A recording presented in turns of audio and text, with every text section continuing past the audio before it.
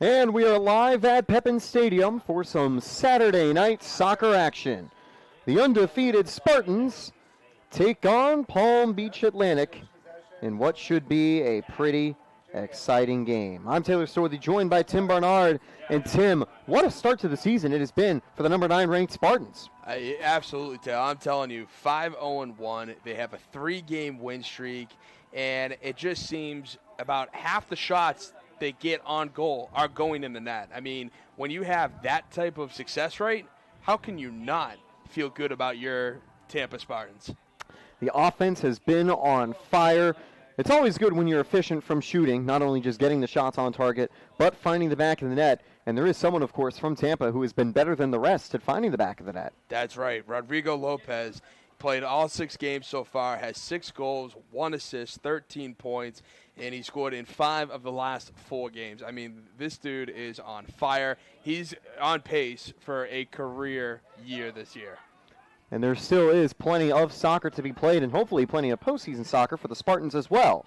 Palm Beach Atlantic, however, they are not a foe to be taken lightly. They are also nationally ranked 21st in the country, and they are also 5-0-0 to start the season. But as we get underway, let's give you the starting lineups for both teams. Tampa is wearing white tonight, and they will have Alex Hare, as always, in goal.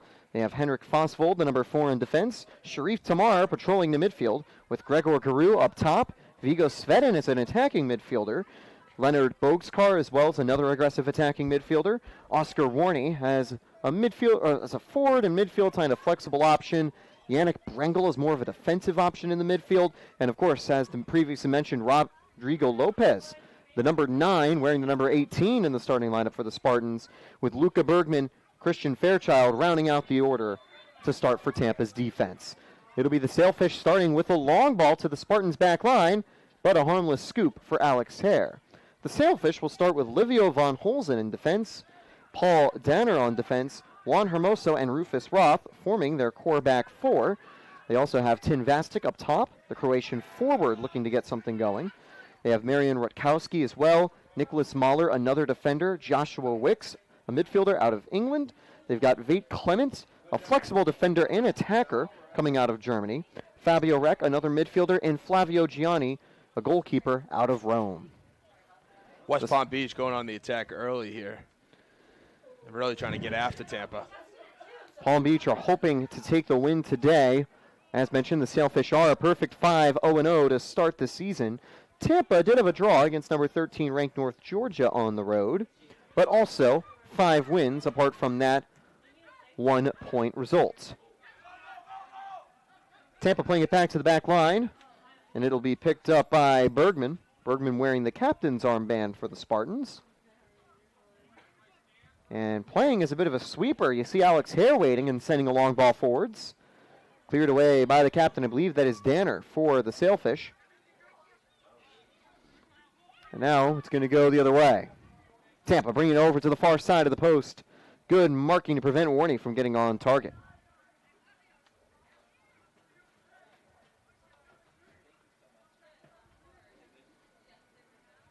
So a goal kick now for Gianni. Taking a look at both these teams, one big thing you'll notice for Palm Beach, a lot of veterans. Most of their lineup are graduate students. The youngest player in the starting lineup, at least in terms of grades, are Livio von Holzen and Marian Rutkowski, both of them being sophomores. For Tampa, it's also a lot of veterans. Henrik Fosvold, the freshman, getting a start. That one's going to be cleared away by Bergman, but can the Spartans get out of the danger? Not yet. Fosvold forces the pass out wide. He can't make the full defensive stop, though. The Sailfish with a through ball. That's going to land out of play. Actually, kept alive with a touch. No, it's going to go out now for a Spartans goal kick. Yeah, Marian Rutkowski right now is just all over Tampa's defense, trying to get that ball and trying to make some action for West Palm Beach. We'll see if he can get on the board early. Still only the 3rd minute. A long period of soccer still to be played. It is a warm night here at the University of Tampa as Tampa brings it out of the back. We'll see if there's a hydration break later in the period. That one's going to be deflected forward. And that is out of bounds right before Bogskar can get there. Good job, though, by Leonard Bogskar for the season so far. Tampa's attack really working on all cylinders. Lopez does lead the way, but Tampa have plenty of players they can rely on as they put some pressure. Fairchild heading into space. Bugaskar gets dispossessed. They get the pass Fosfold. Both these teams going pretty aggressive with the counterattacks so far. That one's going to be lifted and cleared by Luca Bergman. Foul on the play. Free kick for the Spartans. Lopez goes down. No early booking, but both teams will have to be careful. Tamara plays it quickly. Tampa brings it around the back.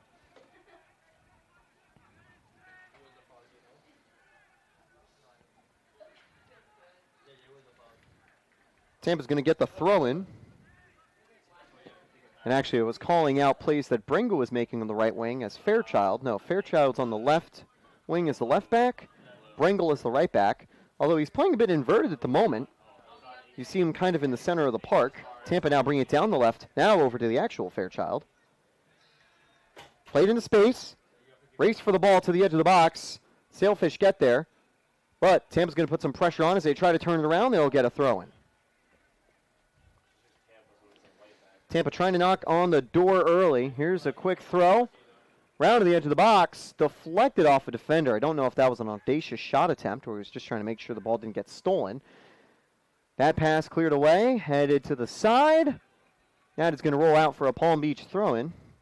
I wonder if he just let the ball fall. That could have been a Spartan throw-in instead of a ball that ended up going for Palm Beach Atlantic.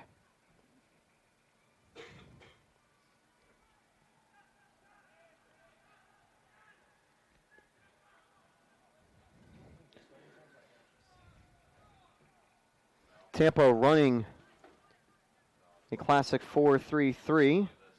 That's how Coach Bush likes to run the side most times for the Spartans. But they're definitely a little more aggressive here, pushing the two central midfielders forward, leaving Tamar as just the lone defensive pivot. That one's going to be played all the way back to the goalie, and this one's going to be cleared away by Gianni. Headed behind by Brengel. He did get the last touch with it, and it wasn't the cleanest of touches. The Sailfish got the throw-in. It will be taken by Von Holzen. A lot of these teams across the Sunshine State Conference have a great contingent of players from around the world, and a lot of European players make up this Palm Beach Atlantic side. Some from Germany. Ball hit towards the box. Big block. Tampa can clear it away. That shot by Rakowski. This is the world's game. It is. Rakowski from Hanover, Germany. There's a few other starters in the lineup also from Germany. That includes Zanner, Rufus Roth, Nicholas Marr, and Fabio Reck. Looking at Tampa's lineup, they also have a couple people from Germany too, notably Brengel, who's from Kaiserslautern. Let's see how the Spartans deal with this attack. Sailfish bring it down the right wing. Through ball into space. Physical battle leads to the ball in the box. Good chance with one man to beat. Deflected away. That was a great opportunity for Vastic, but he gets denied. And the throw-in off the deflection goes to the Spartans. Dangerous spot, though, Tim. It is, and I'll tell you, Tampa seems to be playing on their heels right now, and it's not something you want to be, especially going against a team as good as the Sailfish. Even though Tampa's ranked 9th and they're 21st, there's still a lot left to be decided for Tampa right now. Taking a look at the national rankings, the Sunshine State Conference does have some of the best teams in the country. Lynn, of course, being the top team in the nation. They ended the Spartans' season last year in the conference playoffs before going on to a very solid tournament run. That one falls behind everyone, but as it takes a weird bounce to Harry, he has to parry it away for a corner kick, the first one of the game we'll see from either team. Nationally, Tampa is ranked as the second best Sunshine State Conference team at 9th. Nova Southeastern right behind them at 13th in the nation. Palm Beach at 21st, and other Sunshine State Conference teams have not received national votes.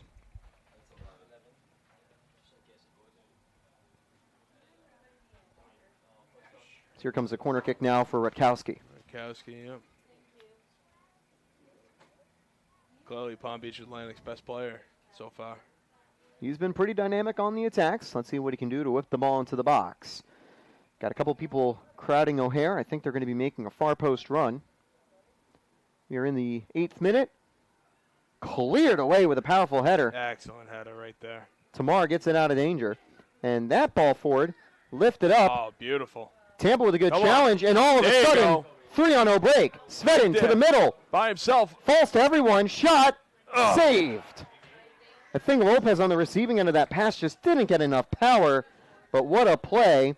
Warney knocked the ball forward, down to Svedin, sent it all the way across to Lopez. Good dummy from the central forward of the attacking trio. But with one defender right by Lopez, he didn't have a lot of room for the shot. Yeah, I would have. I wish the central defender got it there. I wish it didn't go by, basically, and go all the way to Lopez. It almost looked like he was surprised that he got the ball, and that's why he didn't get enough power on it. So now we'll see what Tampa can do here, as the ball is going to be played around by the Spartans.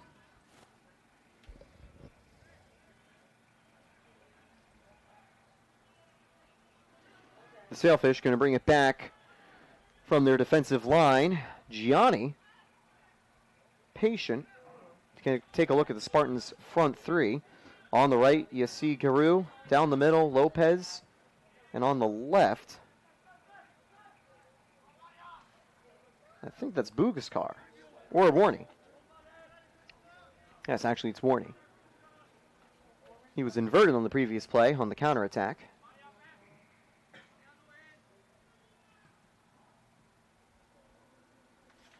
Tampa slowing it down.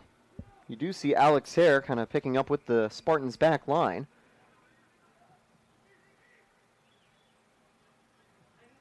Through ball to Lopez. Ball played to the side. Got and now careless there. Counterattack could be brewing. One team that Tampa's kind of been looking like in terms of how they've been setting up their offense so far has actually been Brighton, believe it or not. Take a look at how Brighton has been playing this year under Coach Hersler. They usually leave a lot of space in the midfield for opponents to work. That's where the Sailfish have been able to build some dangerous counterattacks. Tampa basically having 5 players on the back line, 5 players up top. Dangerous spot at the edge of the box. Great interception to clear it away, though. The midfielder surging forward. It's knocked through. Lopez putting pressure. That's going to be a ball back to Gianni. But if you notice where the Spartans are currently positioned, you see Lopez and the 4 other midfielders and wingers kind of playing forward. And then Tamar combined with the Spartans' defense, forming a back 5. That one's going to be headed over to Hare. He'll be able to scoop it up. And similar to Brighton as well, Hare sometimes pulls up to be a sweeper as part of that back line, distributing play around the back.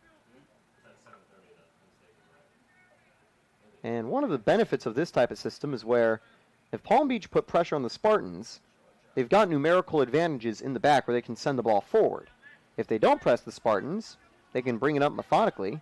And with Tampa's strong creative players like Svedin on the ball, that can lead to good things happening. Absolutely. And that's been Tampa's strong suit all season. That's why they're 5-0-1 right now. Tampa still keeping it slow. Bergman now down the right side. Bergman's also a very good option for set pieces and corner kicks. At 6'4", he is one of the tallest Spartan players, tied with a few others, notably Alex Hare, Steele Arlaski, and Steingrimmer Gunnarsson. Although 2 of those players I mentioned are goalies, so they'll only try to defend those set pieces usually. Great challenge there. Great hustle by Garu. A lot of pressure in the midfield for Tamar, but he brings it back to the Spartans' back line, and they'll slowly bring it up. Tampa trying to find the throughway here, trying to make sure they can get on the attack and sustain it. Palm Beach running a 4-1-4-1 defensive shape, it looks like. Pivot might be dropping back to form a back 5 as well. Always a very good defensive shape. Nice header. Headed over to Lopez. Get there. Headed towards the box, but the Sailfish clear the danger. There is 1 forward and 3 Spartan defenders trying to get this loose ball. Good job by Fosvold to head it out to the left. The freshman out of Oslo, Norway, already working his way into the starting lineup. He's also 6'4", and who knows, maybe he'll be a big part of the Spartans' back line for years to come. You must love it down here coming from Norway up in that cold. Especially now as we get to the fall and winter months, that's where you really start to tell when it doesn't cool down for the changing seasons. The only downside for the games is, however, things stay pretty hot and humid, like they are today. Also, the tough thing about fall. Oh, nice throw pass. Big challenge in the midfield. No foul called. Come on, Guru. Guru keeps up the attack. There you go. Oh. Plays it across, but there's enough Sailfish defenders to get in front of that one. Not a bad attack, though, by the Spartans, and Palm Beach will take it the other way. You know, sometimes it's okay to be selfish, and that should have been one of those times. Out wide to Rakowski. Some pressure on the player from Hanover as he'll now send it back to the back line. This one turned around by Danner. Played out to the right to Roth, who is the captain.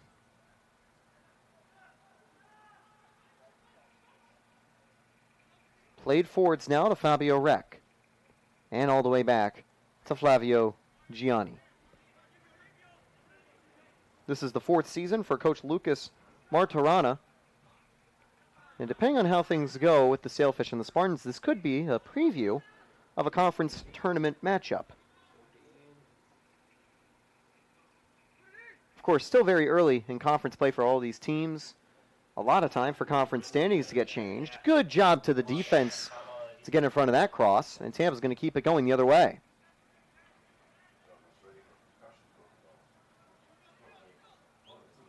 And again, Tampa brings it back to their back line. Palm Beach opting to play a more cautious defensive strategy.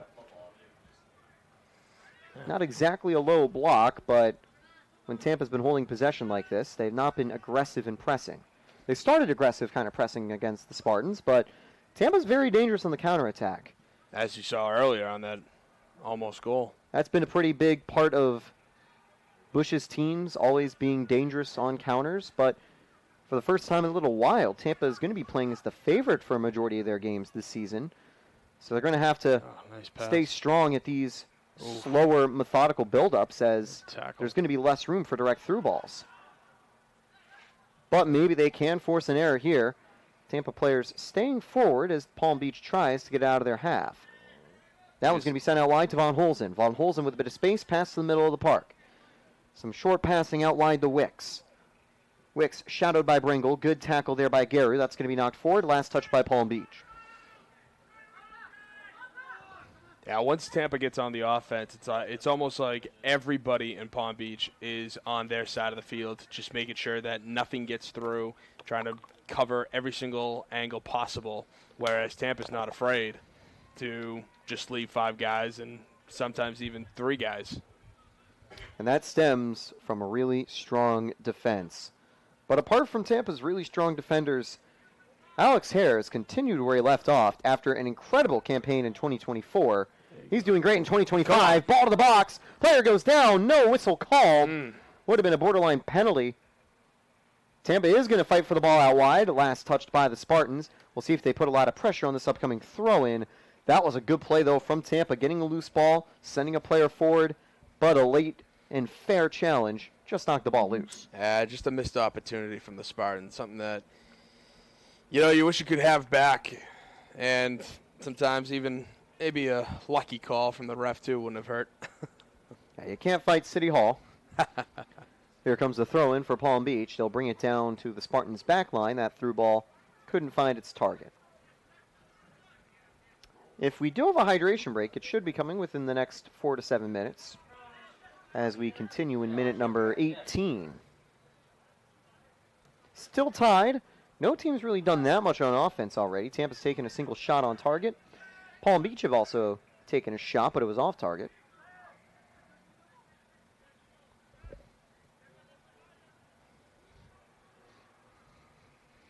In terms of the regional rankings in the South, after Palm Beach, the 5th best Sunshine State Conference team is Florida Tech, who ranks 6th in the region. Auburn Montgomery splits up the SSC sides as the 4th best team in the region and also a nationally ranked team.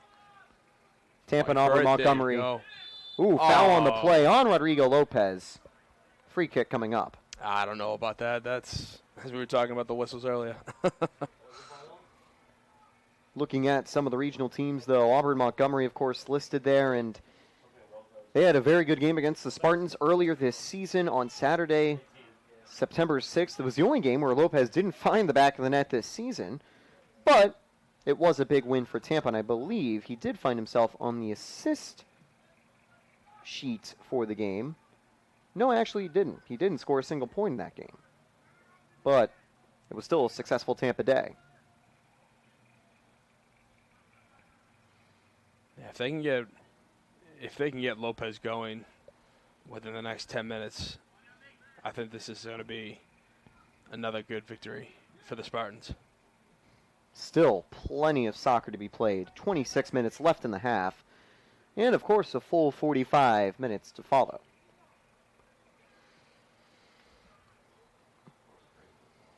This is the final hurrah in September for both teams. They will both be active on Wednesday next week. Now to the edge of the box. Tampa looking for some space, but it falls to a midfielder lying in wait. Good challenge by Brengle. That's going to fall to the Spartans in the midfield. And now, Tampa's number 11 bringing it forward, looking for some space. Bugaskar sends it back. That's going to be hit all the way out wide to Brengle. Brengle out wide to Guru. Guru working a quick 1-2. There we go. Guru Come on. whipped it to the box. Just missed his man at the far post. But creative brilliance from Gregor Guru. That is one thing we have noticed so far from the previous limestone attacker. Guru read that as a give and go, ironically using the defense as his give and go. Made a beautiful interception, tried to get it over, and just beyond the foot of Tampa right there. I think it might have been Warney at that far post looking for the ball. I don't think there would have been a lot that Gianni could have done to try to stop that shot if he got to it. Absolutely. Tampa will slow things down again. They would definitely be in charge of the possession if we could keep track of those metrics. I think we actually do behind the scenes, but they're not readily available in live stats, unfortunately. I think they're only available for the teams themselves for analytics. Here comes Tampa down the wing. Play to the front, out to the left. Played up top from Bugaskar. Sharif with a long ball out to Guru. Beautifully played pass, beautiful touch by Guru. Guru now whipped into the box, misses everyone, headed out of bounds. So it won't be a wasted attack from the Spartans. They'll pick up their first corner kick. Yeah, and so far this season, the Spartans have 2 goals on 12 corner kicks. So they can keep that going.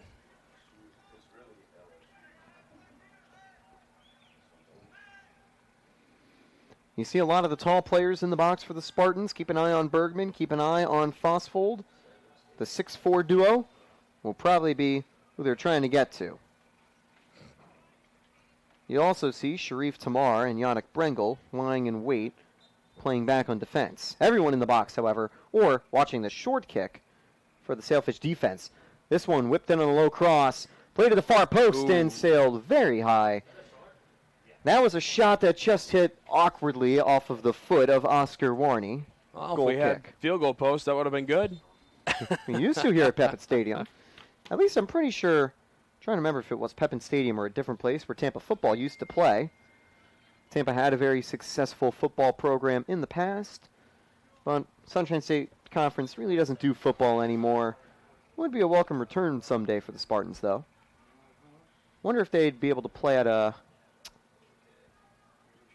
over at the Buccaneers field. Raymond James. Yeah, Raymond James. I don't know why I was blinking on the name. Share it with USF. They're getting a new stadium. Yep. Or maybe they just share USF Stadium. There you go. And they are going to call handball on the Spartans. Free kick for Palm Beach. Got to control those hands. Looking ahead for the Sailfish. They will end their road trip, which has been going on the last 2 games.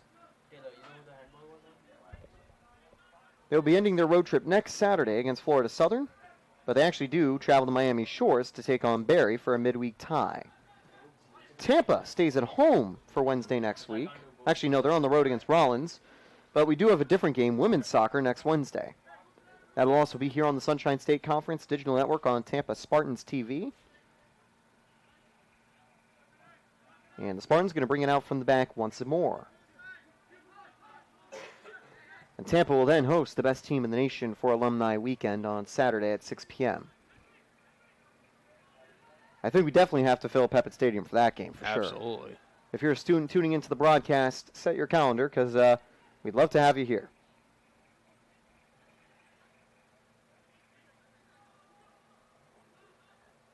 We definitely will have plenty of fans, though. It is going to be Alumni Weekend.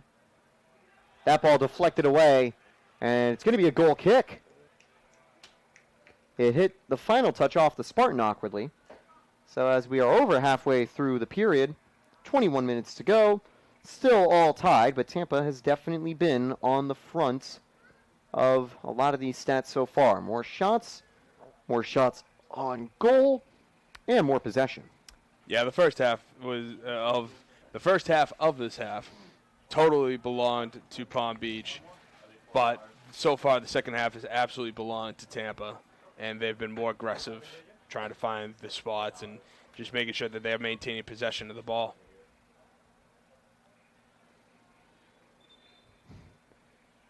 We might be getting some substitutions soon from both teams, but for now the benches remain relatively quiet. But what isn't quiet is this counterattack from the Sailfish. Bring it down to the left-hand side, looking for a ball into the box. Good on-ball pressure. Two players trying to get in the way, throw in for the Sailfish. That one out off of Brengle. I think Brengle might have picked up a minor face injury recently, maybe a broken nose or something. Hare with the easy catch. As you notice, he's got a face guard kind of being worn at the moment, Yeah. Brengle. That was a low-key dangerous cross into the box there. Good scoop by Hare as the time falls to 20 minutes to go in the half. That won't be a save for Hare, but it is an important stop. Absolutely.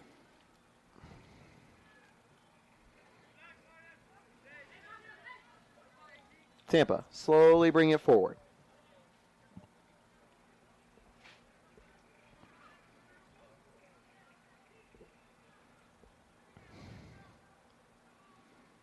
Tamar sends it to the Spartans back line again. Oh. Ooh, that's a bit of a costly ball. They'll send it back to Alex Hare. But they aren't putting that much pressure on you, Tampa.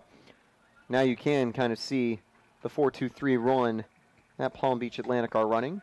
Verkowski trying to read the defense and trying to read where the ball's going. See if he can get in a jump like he just tried there. Especially with Hare so far out of the box right now. Warning gets blocked on the pass attempt, but he is going to fight for the ball by the edge of the box. Sailfish under some pressure. That is not a great clearance. Loose ball sent to the far left side. Another heavy touch from one of the defenders. And an emergency clearance that's going to fall right to Brengle. And actually, they're going to say that Holzen didn't get the kick in time, throw in for the Spartans.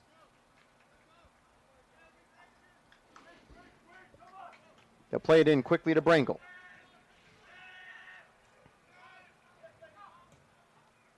Out to the left.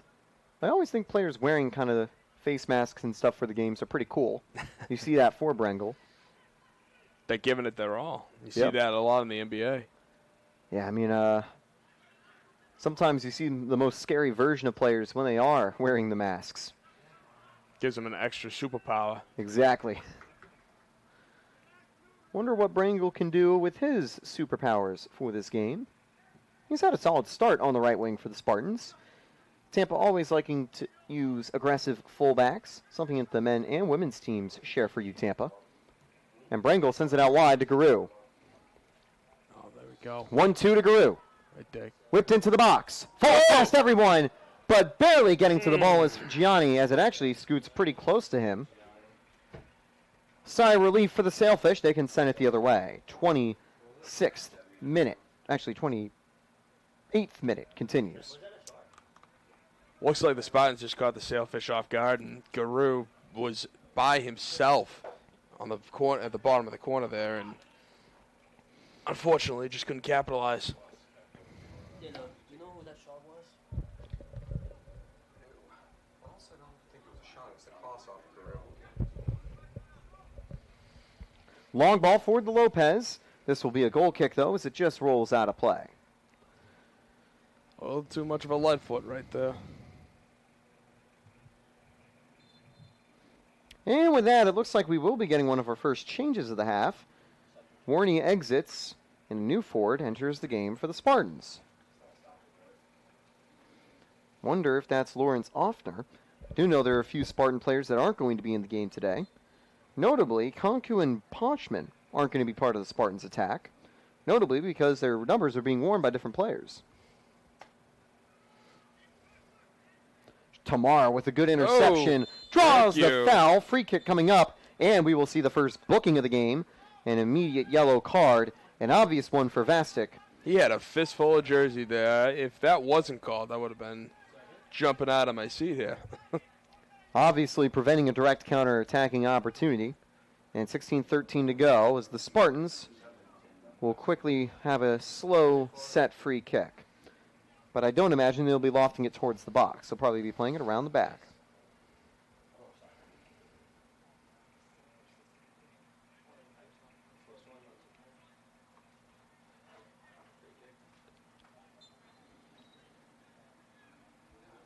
Whistle goes. Play to the Spartans' back line. So Vastic does pick up the yellow card. He'll have to be careful for his physical challenges on the rest of the day.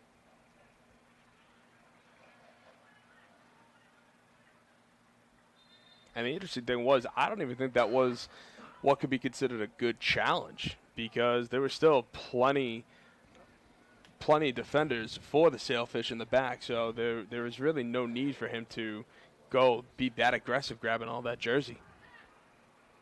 Spartans now get it. Long range effort deflected for a corner kick. No, it hit off a Spartan player. I thought it hit off one of the Sailfish defenders. Down in the booth, we've got a field level view, which does help us out when the action's close to us, but that kick was pretty far away, so it was hard to tell exactly who it deflected off of. But it was an audacious volley that now leads to a Sailfish goal kick. Ooh, Tampa almost got the loose ball there. A bit of a dummy fooled Brengel. But Tampa's putting a lot of pressure on the ball. Through ball scooped up by Tamar, who heads it out to the right. Ooh, physical challenge on Brengel. Won't be a booking on the play, but certainly a warning for Fabio Rec. And the ref kind of confirming that it was a physical challenge, but nothing too egregious.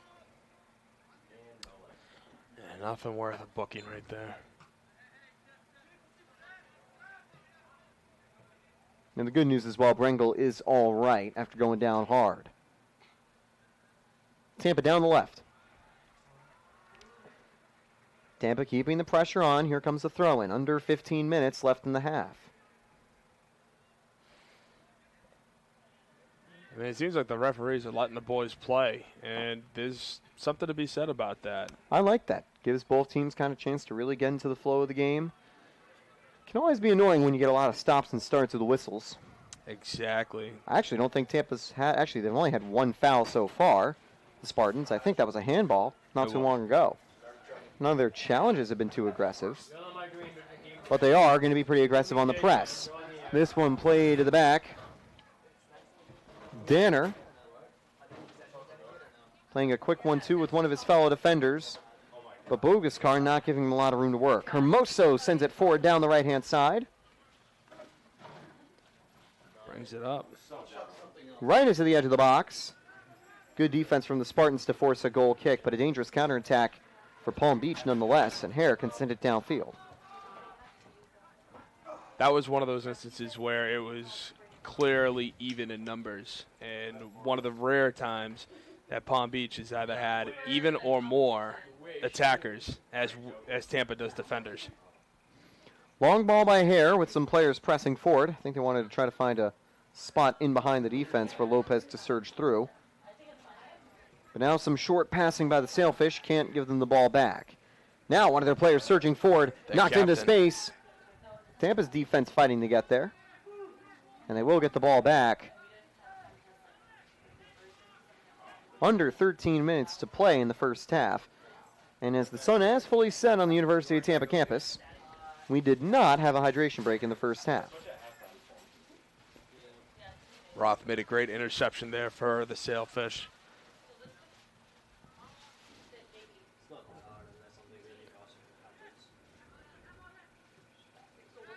Short passing back to Hare. Palm Beach trying to bring that aggressiveness back.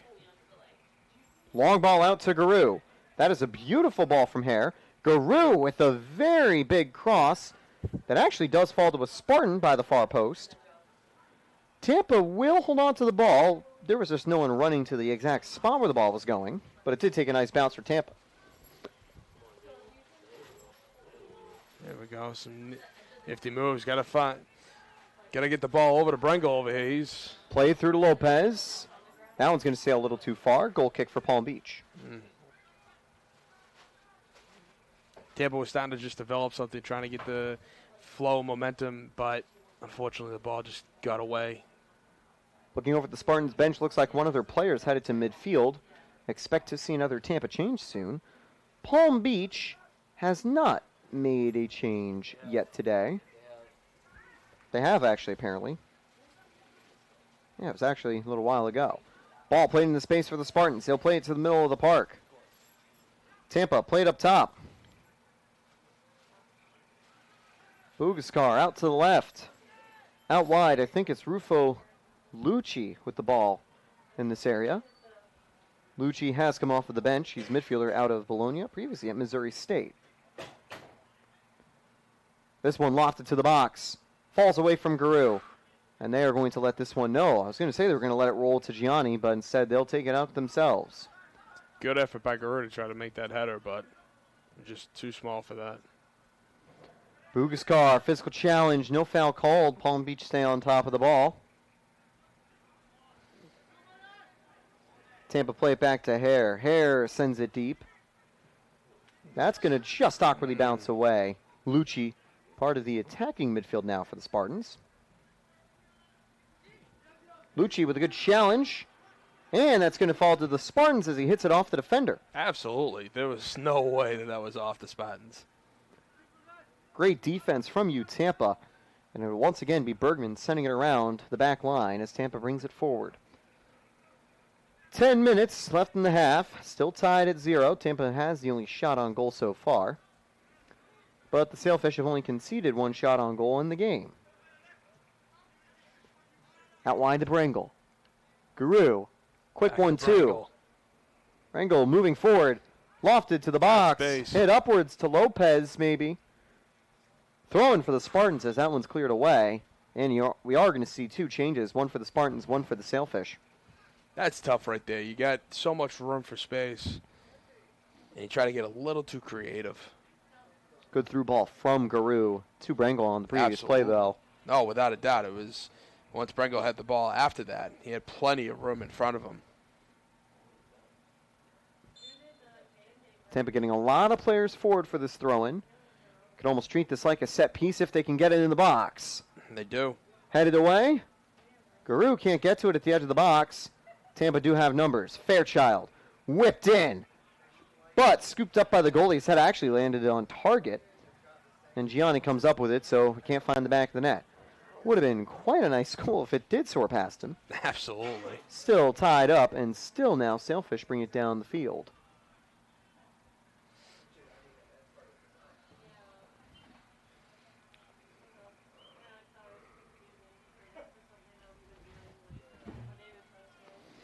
Early in the season, we saw more active substitutions from you, Tampa, but as I think they've got a starting nine kind of settled, they're giving them a little more room to breathe when they're on the field.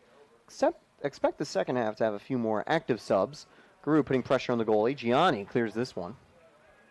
But Tampa got enough players back there to head it forwards. It does fall to the midfield for Rec. Rec gets dispossessed. Scramble for the ball. Palm Beach out to the left. They'll continue this counterattack. Von Holzen sends it back to the defense, though.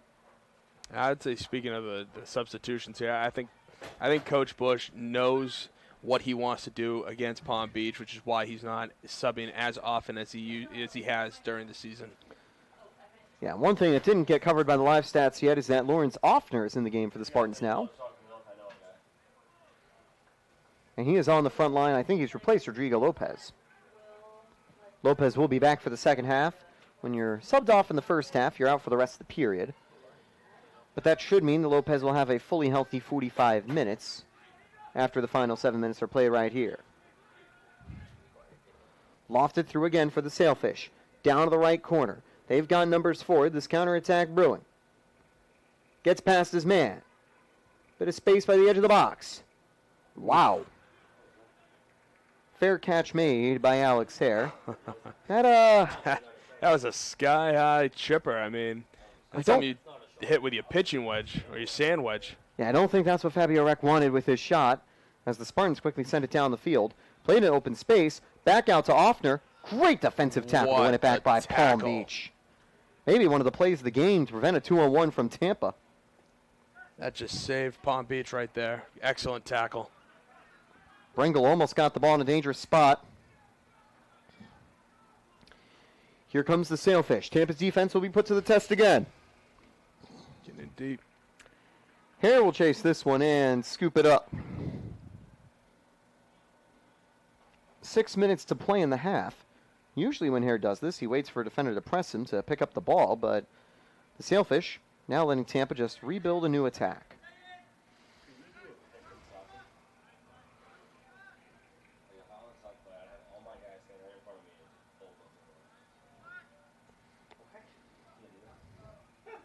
As you were speaking earlier, Hare's been outstanding this year.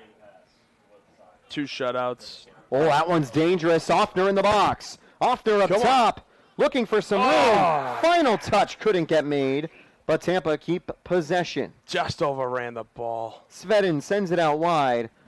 That one whipped to the box, and that's going to be picked up by Gianni. Right to him. What a good play, though. Awkward touch for the Sailfish defense. Gave an opening for Offner, but as he tried to find his teammate, just couldn't get the final touch. Actually, I think that might have been Bugaskar just missing that chance. So I'm trying to see if he's still in the game. Lopez has shifted to the left side of the field, but I actually don't think he is. And I don't think that was Bringle surging all the way forward either. So that leaves just Bugaskar, the only person with a teens digit for his jersey up there, and you could tell that was one of the number that the attacker that just barely missed that was wearing.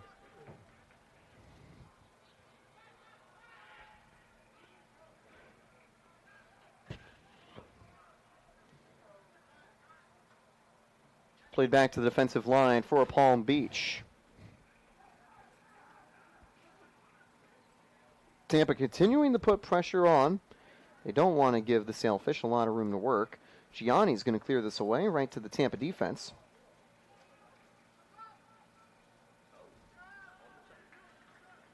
And it's going to be a throw-in. Sailfish. For the Sailfish, yeah. They're able to keep the pressure on as Tampa's defense starts to get further back.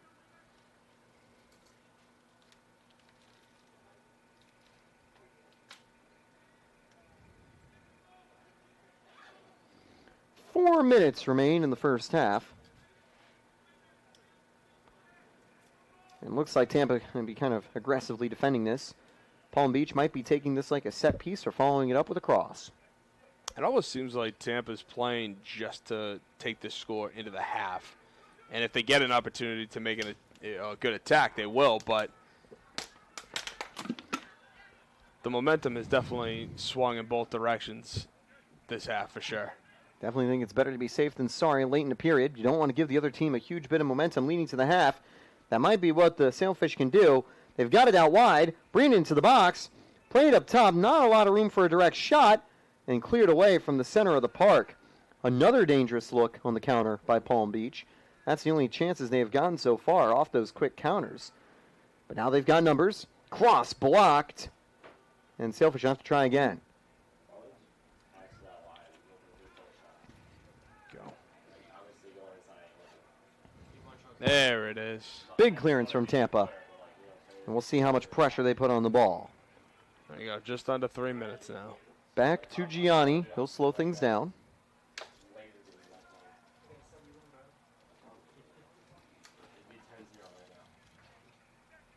Like you just said, 3 minutes left in the half.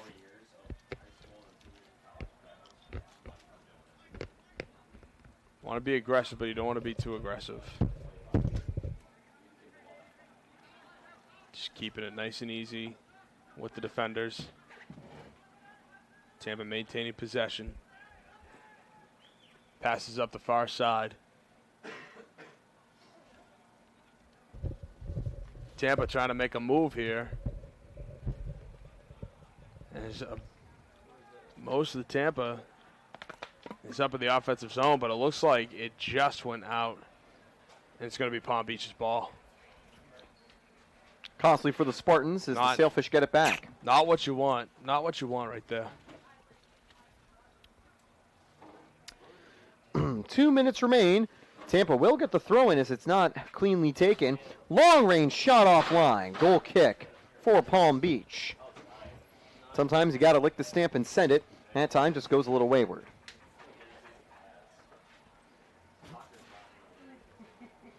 I mean, when you look at it, too, when you do something like that, hey, it helps drain more seconds off the clock as Giovanni's trying to get all set up, ready for this goal kick. So it'll be Flavio Gianni sending it long.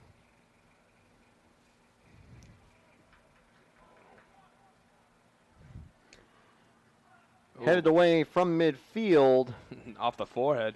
Falls to the Spartans. Here they go down the left. Headed out of play. Throw in for you, Tampa. A minute to win it here in the first half. Played into the box with that throw. Misses everyone. Goal kick as it wasn't touched by the Sailfish defender.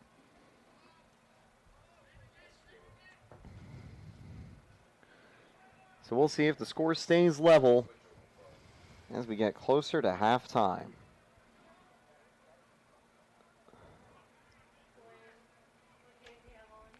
Final attack is probably coming from Palm Beach. And it'll start off this goal kick by Flavio Gianni. Headed forwards. Down the left side, a late through ball with 15 seconds. Edge of the box, cutting in. Ball knocked loose. Played out wide. Tampa won't have time to get the throw-in back in. Last second. And no, they were trying to set up for a corner, but the referee was pointing that it was actually a throw-in, and that'll do it for the first half of action here at Pepin Stadium.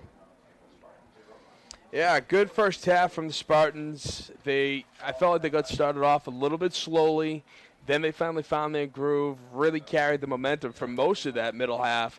But then that final quarter, Palm Beach was really starting to get on the attack. I couldn't tell if that's because the Spartans were a little tired, playing back on their heels again like they did at the start of the half, or if it was just because hey, that's the flow of the game. The momentum's happened. Yeah, I think Spartans have definitely been the dominant team if you look at possession and control. Without a doubt. But the Sailfish have definitely had some dangerous counters. Like you said, at the end of the half, they opened up a couple of opportunities that Tampa needed to be on their A game to defend. I'd imagine the Sailfish will look to continue that. We'll take about 14 minutes as a bit of a breather before the second half begins from Pepin Stadium. Still all square between the Sailfish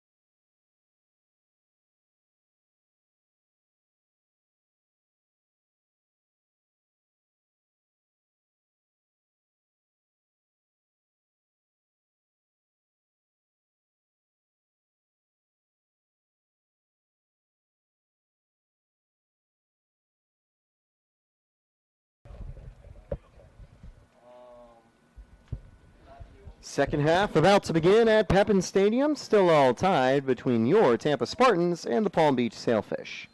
Taylor Sorting, Tim Barnard bringing you the broadcast. Thanks for tuning in, everyone, and we are just about ready to go. Tampa now attacking from right to left. Alex Hare bringing it out from the back. Story of the game for the Spartans. They've been large and in charge, holding on to the ball, getting the most attacks. But Palm Beach has been dangerous on the counter. We'll see who's able to break the deadlock first, if someone breaks the deadlock. And don't forget a few of the Spartans attacks there where they were just a hair foot away from possibly notching one, if not multiple goals in the first half. Tampa hasn't gone a game without scoring all season. They've also picked up 2 back-to-back clean sheets. The last time they conceded was in the first half against Clayton State before rallying after a second-minute goal to win 2-1. So in total, they've played over 400 minutes of scoreless soccer. Exactly, and the fact that, too, the Spartans have only allowed 4 goals all season, averaging .67 goals against. They are, it's all about making sure the stat sheet is clean for the Spartans. And Alex Hare is doing a heck of a job at that. We've also seen more saves early on today from Flavio Gianni. Tampa's the only team to register a shot on target. They'll look to get another right here. Headed towards the box, to the far post, cleared away. Emergency clearance by Clement, and danger is averted. The Sailfish have also scored in every single game they've played this season. They've kept 2 clean sheets, though their recent wins against Lenore Rhine and the opening of conference play against St. Leo were 2-1 wins. And it looks like the Sailfish have a goal kick here. This is Tampa's second conference game. They opened last Saturday against Embry-Riddle, and then had their final out-of-conference game in the middle of the week against Lincoln Memorial, continuing that clean sheet streak. Long ball down the right side. Fairchild heading it over. Good touch there by Warney. Tampa's going to bring it to the middle. Quick through ball to Fairchild. Back to Svedit. Tamar. Played through to Warney. Warney loses the ball. He is going to get called for the foul. A little too aggressive on the tackle that time. But a dangerous attack down that left side from the Spartans. And it's been that trio. Warney, Svedin, and Fairchild working in tandem all day. I don't know about that. I would argue that Svedin just got caught up in it. It wasn't, he didn't trip him or anything like that. I think it's a unfair call, but no one was ready for that pass down the right side. Tampa gets the throw in. Rodrigo Lopez is back in the game. And Tim, we mentioned throughout the broadcast that, he's been very good in terms of scoring throughout the season. Only one game all year where he hasn't found the score sheet. But maybe he'll find it right here. Off there in space. Edge of the box. Great job running back to make the tackle by Mahler before Tampa could get a shot off. Barely got a hold of that one. It was a weak ball going right towards Giovanni, so he was able to scoop that up nice and easily. That is what putting pressure on the defense will do. Force those awkward touches. I think it's the second time Tampa's forced a misplay like that, and it was often on the receiving end in a similar spot in the first half.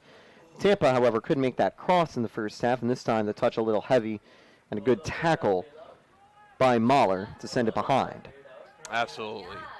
And something Tampa needs to be able to get better at. Sometimes you just got to finish. When you get that opportunity, you got to go. Tampa down the right-hand side, but that's out of play, and Palm Beach will send it the other way. Palm Beach has a really tough end of regular season schedule. They close out their regular season with a trip at home against Lynn, a road trip to Nova Southeastern, and then they host Rollins. As that shot is saved by Hare down the left side, a quick counter, but not a great angle to take it. Let's get up, Fairchild, he's got it. Great touch by Fairchild, playing the 1-2. He will not be on the receiving end just yet, though. Warney sends it to the middle of the park. Now slowing it down, looking for some help is Bugaskar. Sends it out wide. I believe that is still Brangle on the right wing. Tamar plays it forward. Tampa have numbers.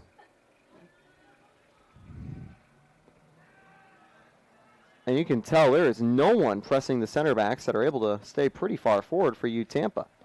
The Sailfish are really doing everything they can to keep every defender in the box. They have definitely kind of been shifting to a low block for their defense. And it makes sense with how strong Tampa has been on the ball. Now we see Hare going to pull up as a bit of a third center back for a minute.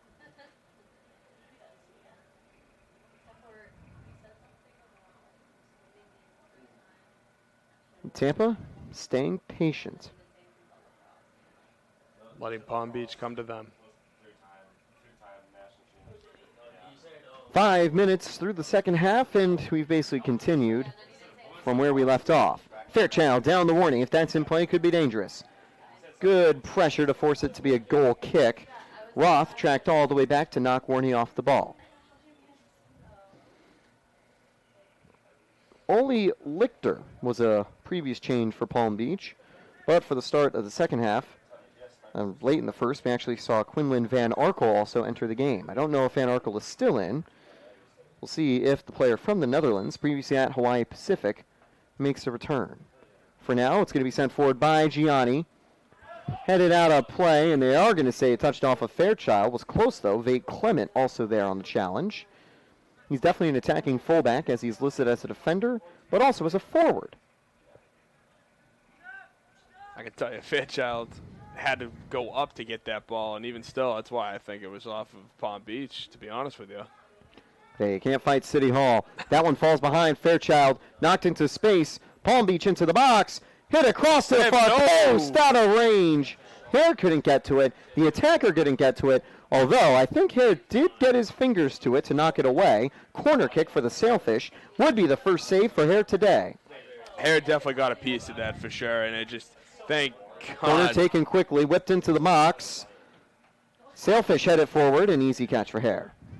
Yeah, thank God that the attacker just missed it. You could see the full wind-up. They couldn't get a hold of it. It's a big swing and a miss for the attacker there. Hare launched it all the way forwards immediately after that corner kick. He noticed that the Palm Beach defense wasn't fully back yet. He wanted to take advantage. Hasn't fully worked out, but the Spartans can put more on-ball pressure now. Free kick. It looks like they are going to take it short back to Gianni. You know, it is interesting because there are certain times where if the plays just go one touch this way or just off of this side of the foot versus that, Tampa would absolutely be leading in this game right now. Leaping header by Tamar. You love the aggressiveness to get to that ball. But the Sailfish end up getting it after a couple of touches. And here they're going to surge forward once again. As the deadlock remains in place, you imagine the Spartans are going to get more aggressive, especially because they have been the team in front in terms of possession and most of the other stats. But that might leave them vulnerable in the counterattack, which is exactly what the Sailfish are looking for. 9th minute of the second half. Throwing coming up for the Sailfish, that one off of Fosfold. Rather a corner that was right down by the corner flag.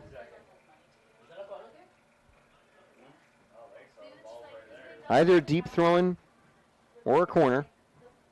Coming over to set it up will be Von Holzen. Everyone getting set for the far post for the Sailfish.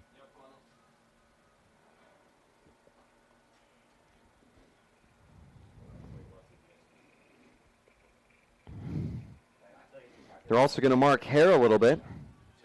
Whipped in. Hare punches it away. And Tampa trying to clear it away, send it to Offner. Not a successful clearance. Tampa still putting some on-ball pressure. Stays with the Sailfish. 50th minute. Already well past. We're in the 55th minute now.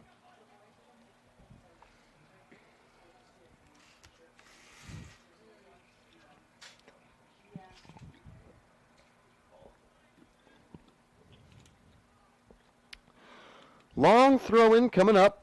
A lot of the players getting to the middle of the box. Headed across. Oh. Wow, that was a crazy volley, but it's way off target. Goal kick. Would have been quite some goal if that got on target. And if you watch the throw-in, he had such a run-up. It looked like a javelin thrower with his footwork. From there. Off target. High up. And then give it to Spartans goal kick. Palm Beach reading that pass beautifully, making that interception, but Tampa getting it back. And now they'll bring it down the right-hand side. Ball knocked free. And that is an aggressive foul at the end of the play. Palm Beach is not liking this call. And the referee immediately going over to the bench. As actually going to give the ball back to Palm Beach. Interesting. Every Palm Beach player had their hand up. Free kick on the way for the Sailfish. I'd imagine they'll send it long again. Tampa with 5 defenders dropping back to watch for any direct through balls. Their 4-3-3 system can work as a 4-1-4-1, which can also sometimes kind of work as a 5-4-1 if you take that defensive midfielder a little bit deeper. That's what Tamar did, dropping in the middle of the center defenders. And here comes Tampa now in possession, bringing it forward.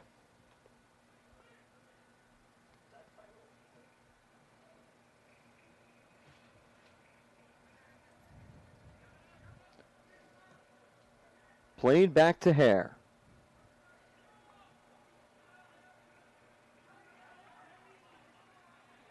Tampa crossing midfield. Just casually walking down, now throws a pass. It's a good ball down the right, but the Sailfish do have plenty of defenders there. You're going to keep tapping so they know the ball's moving. And Tampa's knocking on the door, but the defense is just extremely solid from Palm Beach. You definitely don't expect a top 20 team in the nation like the Sailfish to be having to play this defensively, especially against Tampa. But that's how strong Tampa's offense has been, forcing them to play very cautiously. And here comes the throw and going the other direction.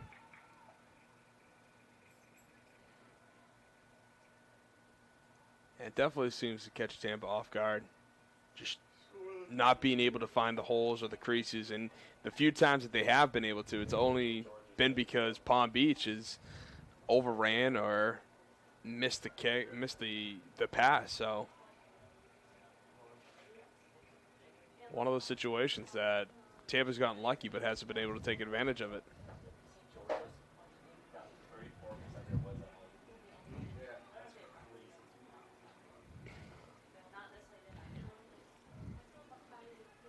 .32 minutes left in regulation. And a bit of on-ball pressure now from the number 7. Fastic, the lone center forward, up top for the Sailfish.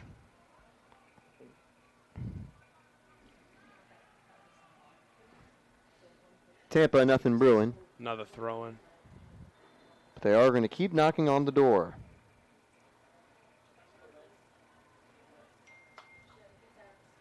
That's what you got to do in order to hope that Palm Beach screws up one more time, and that time you're able to take advantage of it. As a good ball goes down the right sideline. Fight for the ball by the corner. That's going to go out and go the other way. They say it touched a Tampa player. Are they going to be aggressive on pressing right here will be the question. So much for taking advantage of Palm Beach's bad play. Through ball now. Oh. Falls past everyone. Hare's got time. He'll just clear it instead of scooping it up. Physical challenge. Palm Beach throw-in. Clement keeps Swarney from getting to that one.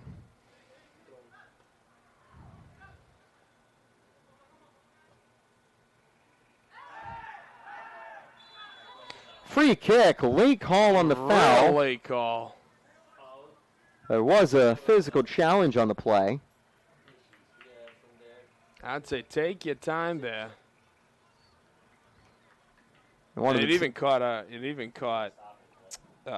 Bergman off guard because I think he was expecting the whistle and didn't get it, so he's debating whether or not to play the ball or not. And Tamar was discussing with the referee that previous play.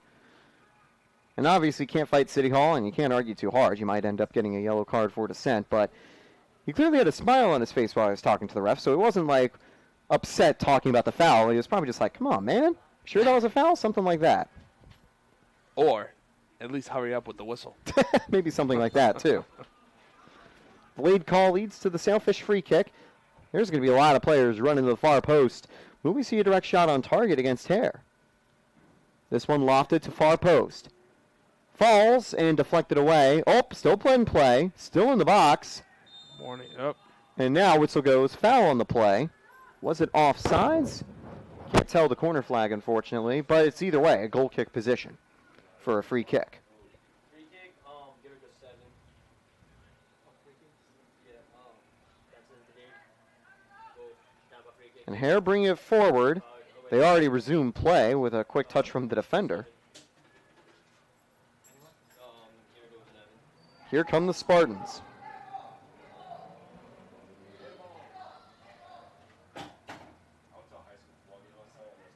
Interception. Oh, Palm Beach with a missed kick. Here's an opportunity for the Spartans. Tampa sends it out to Fairchild. Good read by Tamar to find the loose ball. Definitely good for the Spartans to get back in possession.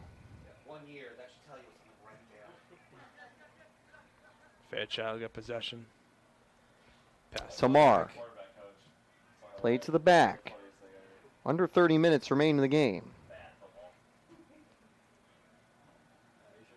Down the right. Through ball down the wing. Crossed into the box, headed away. And the defense knocks it out for a Spartans throw-in. Quick counterattack from you, Tampa. And they'll continue on the ball as they also look to reset back to their defensive line. Tampa trying to be very methodical here. Give and go with Fairchild and Warren. Nice. Warren gets it from the attack. Tampa once again slowing it down. They'll bring it out to the right-hand side.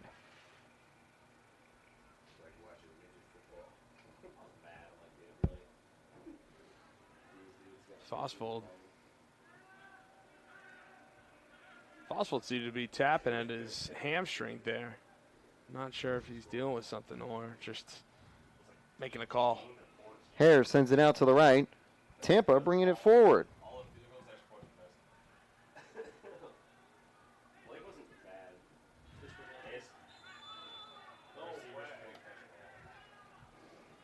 And that will be another foul on the Spartans. Now we've seen more whistles here in the second half after they were playing through a lot of fouls in the first half. But as the game's going to get more aggressive, referee's going to make sure things don't get too escalated. I was just about to say it was a nice clean first half, and now it's the refs are getting whistle happy. It seems.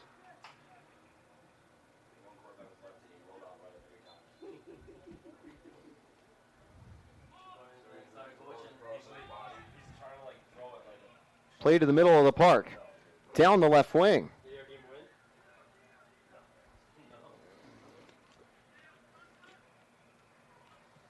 Lofted through. Fairchild's got plenty of space to let that roll. Hare. And Hare will scoop that one up.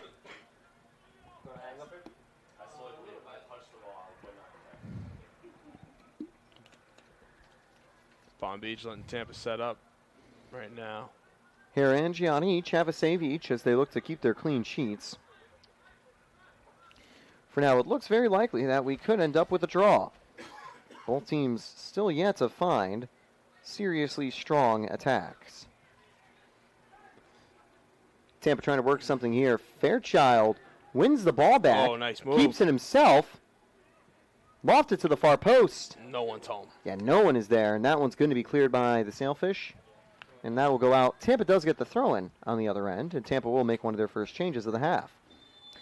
By the way, from West Palm Beach, we do have a result for women's soccer. The Sailfish beat Tampa 2-1. That's tough. Meanwhile, the Jenkins Fieldhouse, Tampa volleyball taking on Florida Southern.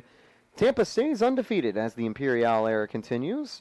They jump to, I believe it'll be 10-0 now, as they win 3-0 on straight sets.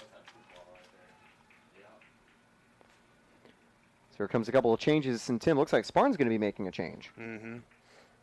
Yeah, Fosvold definitely got a little limp as he walks off the pitch here, but That substitution. 21 in Fosvold has done a good job today. looks like Waters is coming in for Fosvold. So The freshman out of Clinton, North Carolina, will be put to the test. 26:02 as we resume. Spartans will be back in possession. To the box. That's going to fall to open space. Tamar gets called on the foul. Free kick coming up for the Sailfish. They want a card for Sharif Tamar, but not going to be issued one. I think a card would be a bit aggressive of a call in that play. oh, of course it would be. Tamar has had 3 fouls so far today. Palm Beach is trying to get any advantage they can. They certainly need it. Their counterattack has been a bit weaker throughout the second half. And with 20 minutes played, we are still all level. Do keep in mind, Palm Beach did register their first shot of the game not too long ago. Fairchild headed over. And Warney does a good job to keep it in play, but that's going to go right to a defender. Fairchild can't make the tackle. And no foul called on one of the most obvious dives you'll ever see. Absolutely. And the referee might be issuing a card to the player that went down on the ground on that play. He should. I actually, because if you look at the play, Fairchild completely missed the tackle and the player fell 2 seconds later.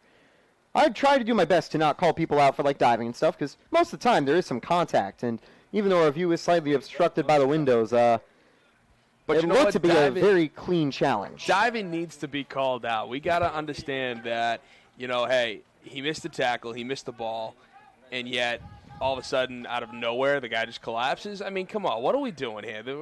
We're all grown men. We're trying to play a good game of soccer. Don't ruin it by diving. What's kind of ironic for Lichter, if he stayed on his feet, Fairchild would have been miles away from the play. If he would have kept the ball in play, Exactly. he might have had some open space to run with. And it's not like he was right up against the end line there. He had plenty of room. Tampa's going to get the throw in. They say it went off of the Sailfish defender. Yeah, Roth trying to sell, even though he was the one that hit it last.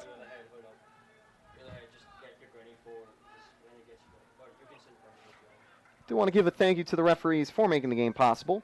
Jake Joyce is the head referee. We've also got Ethan O'Hearn and Igor Santos as the assistant referees for today's game. Usually they wear neon yellow, but they're actually wearing orange for tonight's matchup. A very interesting color choice. Neon might be clashing with the Palm Beach goalie. That could be a reason they're wearing that. Sometimes referees also wear blue. It's usually the umpire color for Sunshine State Conference baseball and softball. Wearing the full dark uniforms, kind of tough in the heat down here in Florida. And looks like yet another Spartans throw-in. It'll be taken by Fairchild halfway through the half in the 22nd minute of the period. Oh, and called. No whistle. Now eventually the whistle. Clement just absolutely mauling Brengel there. He was trying to knock the ball free. Might have been switching to the other form of football for a moment there. Yeah. Free kick for the Spartans, but I imagine they'll just take it quickly. And yes, they'll bring it back to the defense. Brengel has moved to a center back position with the current replacement for Fosvold. Tampa bringing it down the right-hand side. Looking for some room at the edge of the box. The defense doing a good job of keeping it closed. Whipped in, headed away. That's going to fall not to Fairchild, but Sharif Tamar, who brings it to Fairchild. Now some space down the left. Fairchild back up top to Tamar. Tamar to the center of the park. Warney back to Fairchild. Fairchild through, kept in play. Tampa to the edge of the box. Crossed inside and cleared by the defense. Not a lot of room for Luis Lugo to work. Player down again as he just misses the ball. And again, the Sailfish calling for a foul. And now we're seeing more of that first half no-call type of momentum from the referees. Well, when you dive, your team gets a bad rap, so it's a good no call. Throw in for the Spartans. Tampa has had the lion's share of fouls today, 7 compared to 3 for the Sailfish. Actually, 4. Sailfish did have a foul not too long ago. And they do get the ball back for a quick counterattack. Sailfish do have numbers, but so do the Spartans. Through ball, Fairchild the last man to beat. He'll knock the ball loose as Tampa clears it. Warney's going to get it. Ooh, good Pass dummy it by right Warney. through. There you go. Rodrigo Lopez has some space to work. Lopez through the Warney. But no one else is there on the attack. Lopez going to keep on the ball. Almost knocks it free. Play on for the Sailfish. And the defender bringing a solo run forward. He's going to keep moving forward as the Sailfish bring it forwards. Play to the edge of the box. Flag stays down. No offsides. Shot blocked. Shot by 9. Rebound. There's the offsides. Free kick for the Spartans. Okay, short. And a yellow card will be issued Blocked. to the, I think, Tampa player on the previous play. On the attack buildup, I think there was a foul, and there is a card issued for that. Go first. I That's believe that is Brengel getting the yellow. And that's something you want to see. Brango's got plenty of superpowers with that mask on, but that shouldn't be one of them. Yellow card issued to the Spartans. The good news is they played the advantage for the Sailfish. Tampa does maintain possession. Play resumes with 21:19 to go, and Hare sends it over to the left. And play does resume. They got to reset the clock.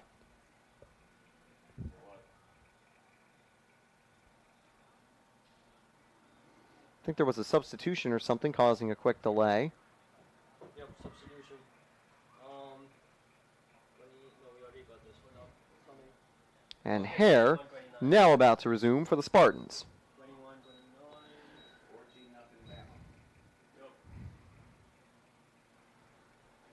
I'd imagine we'll see more changes as the second half progresses. Yeah, no. Sailfish bring on some new players. Spartans will eventually bring on some new players. This first change will be from Palm Beach. Now Hare will begin and we resume the clock.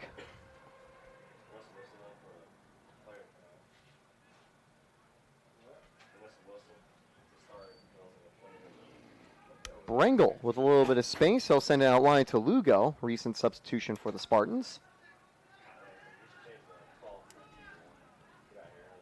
That pass a bit wayward.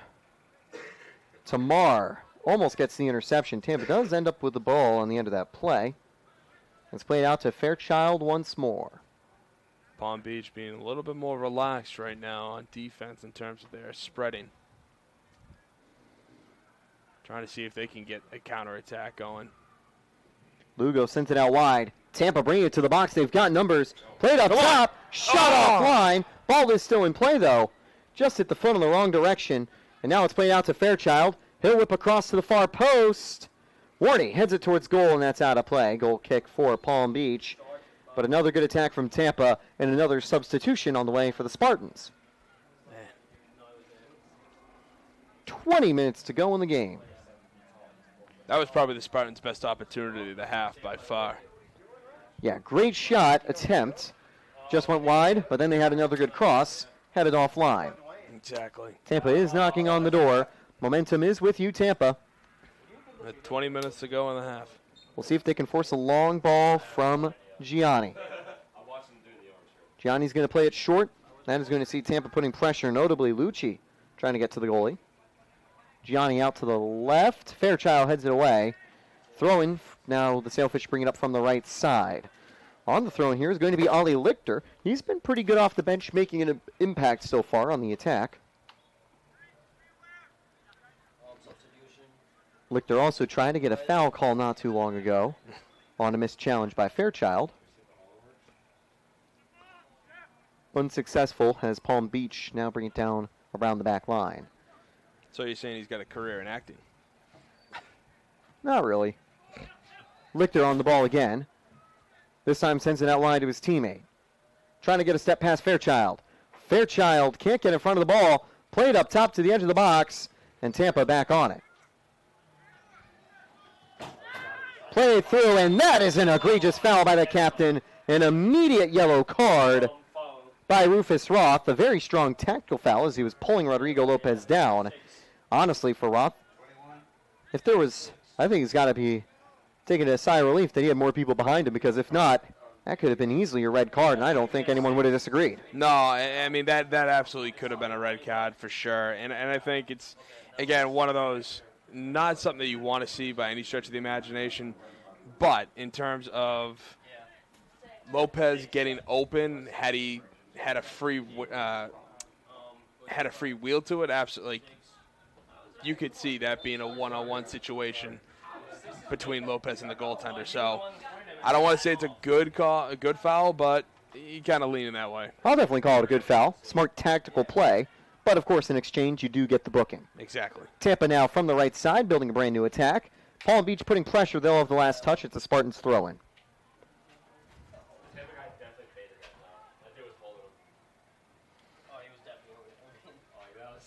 Tampa slowing it down. Fairchild now sends it deep. Good pass down the right wing. Trying to work some space. Cuts across to the box. Bring it inside. Shot. Come on, post. Knocked in. There we go. Let's Spartans score with a quick counter, a quick cross, and a couple of touches put them ahead 1-0 in the 72nd minute. You could see a Giovanni try to go after the cross and just completely miss, which gave the Spartans an excellent opportunity. Granted, there was a defender for Palm Beach right there trying to get it out, but it went. We had too much in numbers. It went right to Tampa, which was able to knock it in. Excellent good job by the Spartans, finally getting on the board today. Big goal from you, Tampa, and it's Lucci getting on the board for the Spartans, the graduate out of Bologna, and I believe that is his first goal with you, Tampa. Oh, you love to see that. The first goal of the year with a new team. Nothing better. The Sailfish send it long, and obviously they're going to get a lot more aggressive as this game continues. Tampa might pivot to the defensive foot as they look to hold on to the 1-0 lead. Well, it's not for nothing, too. Could open the Sailfish up for counterattacks, just like right here. Down the wing, Lucci with two defenders. Great job getting by him. Lopez back to Lucci. Lucci down the wing. Crossed into the box. Offline. Ooh. That was actually closer towards goal. Goal kick on the way from the Sailfish. That would have been unbelievable if it hit the far post and went in. A 72nd minute goal for the Spartans. They now have had over 340 minutes of clean sheet soccer in a row, and they are looking to take that number to 358 for 3 clean sheets in a row.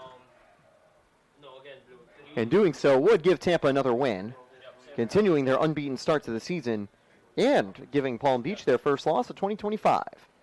Sailfish now trying to push it forward. Tampa clearing it away. Sailfish stay on the ball.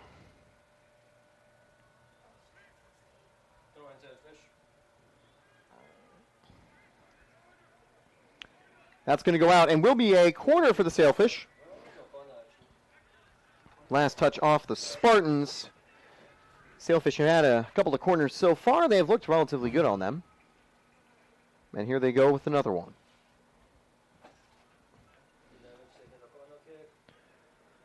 No Tampa attackers lying in wait. They're all ready to defend the box.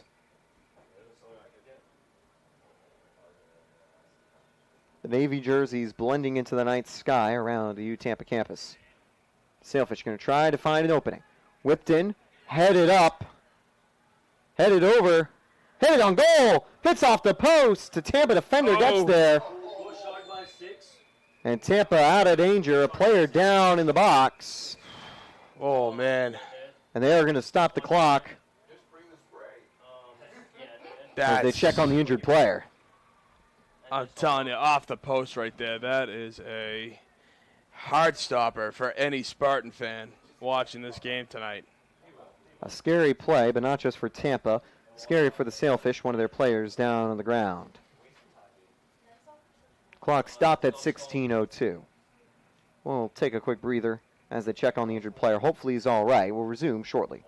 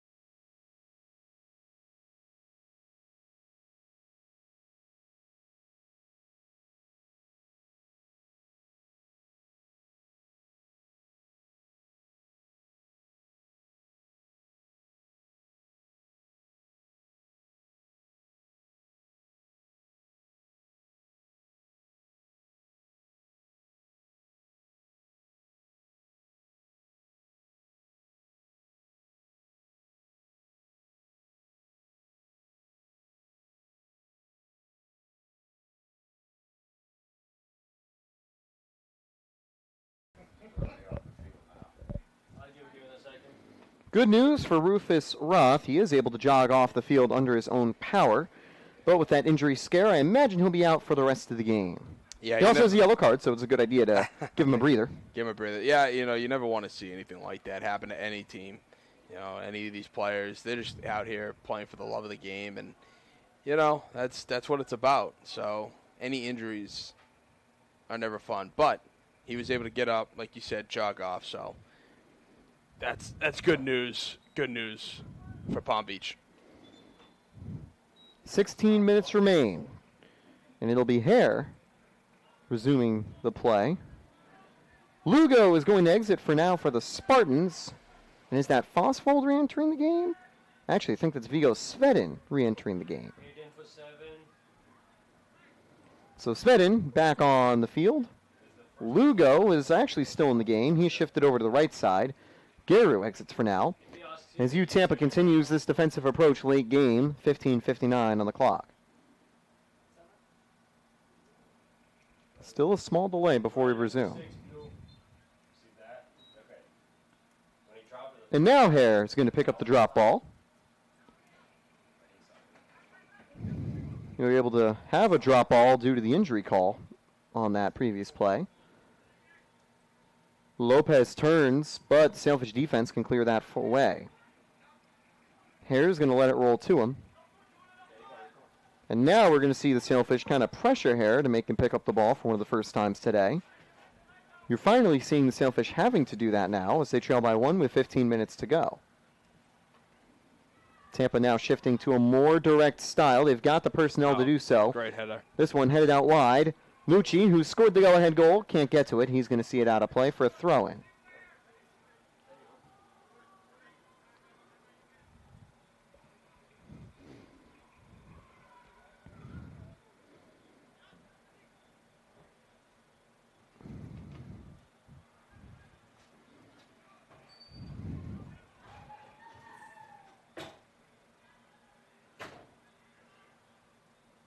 The Sailfish working around the edge of the box. They've got numbers forward, but Tampa's got numbers back. They are now really playing defense late in the game. That one's lifted to the far post, out of play, goal kick. Well over the goalpost. Like there was no.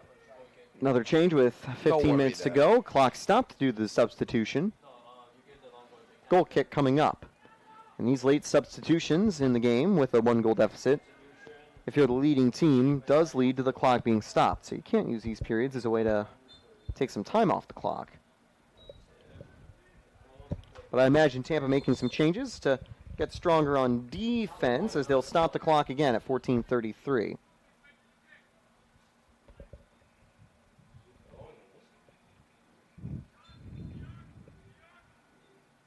There's the whistle. And there's the kick.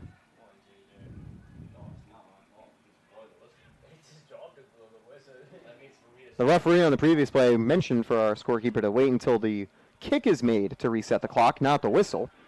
As now, the Spartans are going to be bringing it back in a counterattack. Sailfish get to it as they now bring it around the back. I mean, when the whistle goes, what do you think? That's usually. Usually they wait till the play actually resumes. Now keep in mind, of course, for a lot of these players that come from Europe, they have to get used to the clock getting stopped as there is a foul on the play and a yellow card issued out for, I think, one of the Spartan players. Free kick on the way for the Sailfish, 13:56 to go. I actually was able to talk with Till Newman, former Spartan player, when he joined the broadcasts about it, mentioning some of the differences playing here in the States with D2. And one thing we sometimes frequently talked about was how players can go in and out of the game during the halves, where he mentioned how, sometimes you'll think that it's better to bring on a fresh set of legs like in the first half late in the period, but when that player enters, sure, they're less tired, but they still need to get kind of accustomed to the flow of the game. So you're actually at a little bit of a disadvantage for those first few minutes. Absolutely, yeah, because you're been sitting on the bench, you're just kind of chilling, hanging out, and then all of a sudden you have to get back to game speed while everyone else is warm, ready to go. It's been going, so. Lofted towards the box, headed away. Good defense from the Spartans. Sailfish keep it at the edge of the box. Shot, parried by Hare. Corner kick coming up. And Luis Lugo picked up the yellow card in the previous play unsporting conduct at the end of the play, as Tampa and Palm Beach make a change. The Spartans making a change sees the clock stopped at 13:43. And I think that is to bench Lugo for the rest of the day. Hare has been locked in. I mean, 18 saves this season, with only getting more from today's total. So, I mean, that just being able to see that CNI knuckleball, because it did get deflected. So here comes a corner on the way. It's the fourth one for Palm Beach.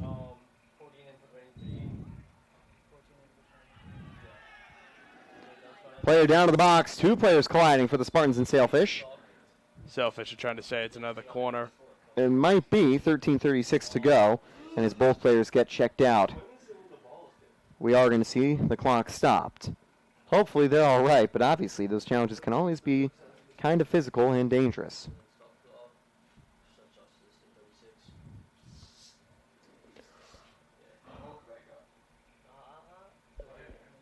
The pace of the game moving at a snail's pace this late, with a lot of stoppages back and forth. Well, ever since Tampa took the lead, Palm Beach has been trying to do everything they can to keep the attack on while also maintaining as much time as possible. Palm Beach has been keeping the pressure on. It's kind of shifted the focus from Tampa holding possession and building attacks to the Sailfish getting aggressive to try to find the equalizer. But that will leave them vulnerable to Spartan counterattacks. We'll see if Tampa can try to find one. But for now, another corner kick. They do get the call to keep possession. Palm Beach's fifth corner of the night. Quick change for the Spartans with the injured player exiting. They are able to walk off the field under their own power. But having a healthier player in for this set piece is a good idea for the Spartans.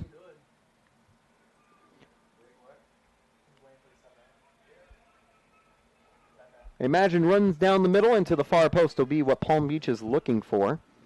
Change is ready. And when the kick is made, the clock will resume.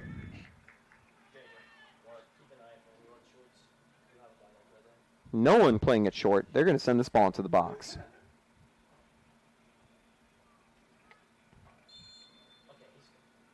So here's the corner. Lifted in to the near post. Headed back. Cleared away. Emergency clearance from the Spartans. And now into space. Sent forward for the Sailfish. This one lofted forward again. Falls behind a lot of people. Lofted towards goal and into the back of the net. Mahler equalizes in the 78th minute, 77th minute, and it's 1-1. Tampa's clean sheet streak comes to an end, and we are on level footing once again. Yeah, that's a tough one. Awkward angle, but he found enough space to fire it at Hare, and as it curled over his head, it equalizes the game. Tampa might have to go back onto the attacking foot, but with how the Sailfish have been playing, maybe they're going to be forced to be stuck on the defensive foot still. Could this be a late resurgence with Mahler getting on the board? Could it continue the comeback? By the way, Mahler gets his second goal contribution of the season. It's 2 hockey points, 3 soccer points, with a goal and an assist now.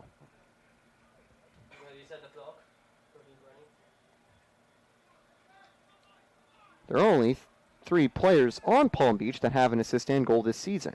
Vastich with 6 goals and an assist.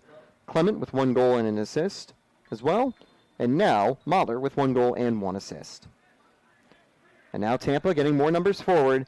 And Palm Beach now having more players back. 13 minutes for the Spartans to try to find a winner.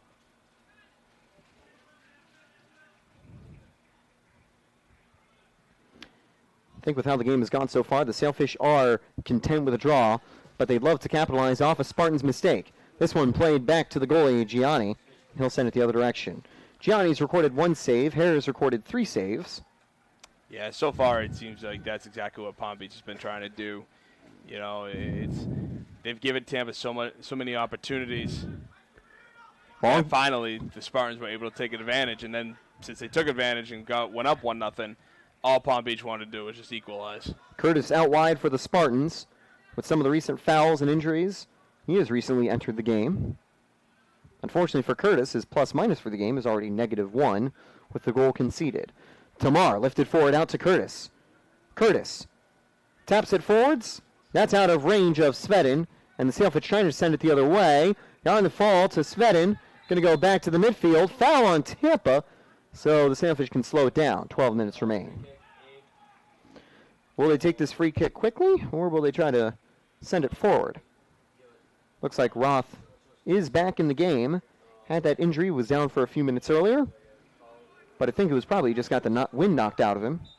Good to see him back in the game.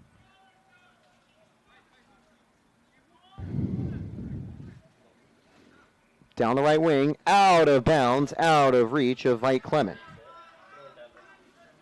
And Tampa will send it the other direction now. Svedin back to Curtis. Svedin. He'll try to bring it forward. Defender gets to that through ball down the right-hand side. And the Sailfish bring it up the midfield. Missed tackle by Tamar. And that will be a yellow card for Sharif Tamar.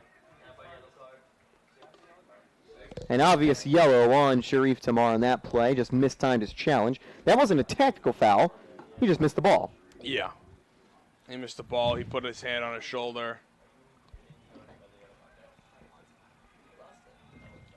Palm Beach just dropped.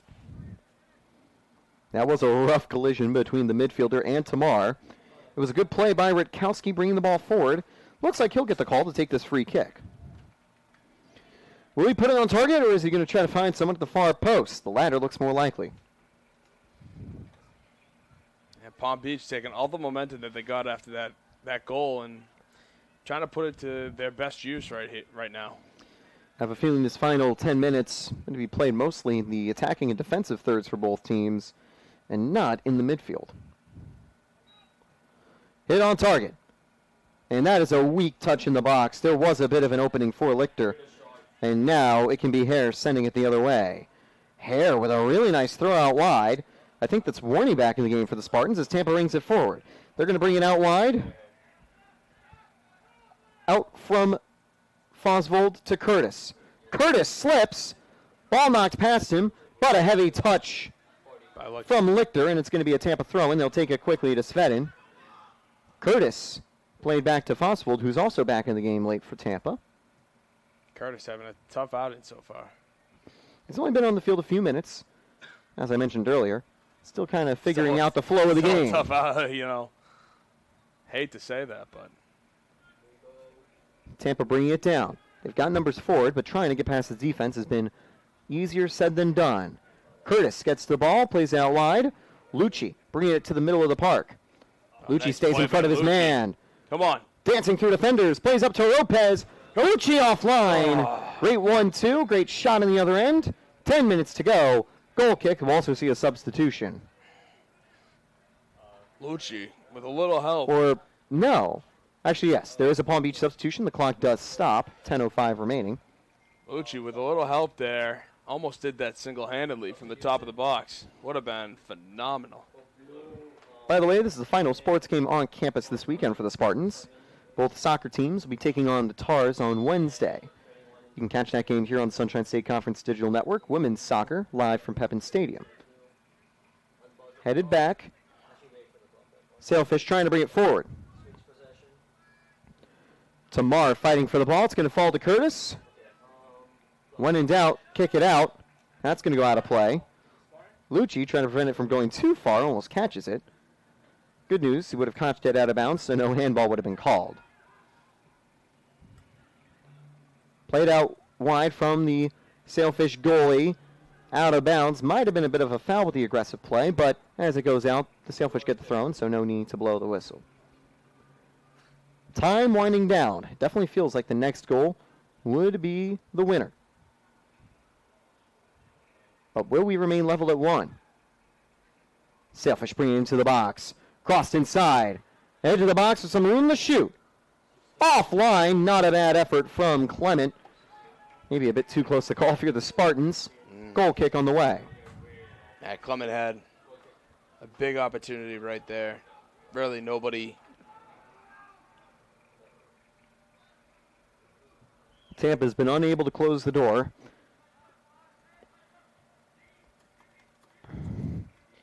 And in a home game, as the favorite, definitely painful to drop a few points here. Lynn currently are at the top of the table in conference play. They're one of 2 teams to have played 2 games so far. They're 2-0. Now here come the Sailfish. Deflection. Hare picks it up for another save. And Tampa will try to bring it out right now for Curtis. Tampa and Palm Beach tied for second alongside Florida Tech, Berry, and St. Leo. No team has had a tie yet in conference play. But this might be one of the first. 8 minutes remain. This could be the first.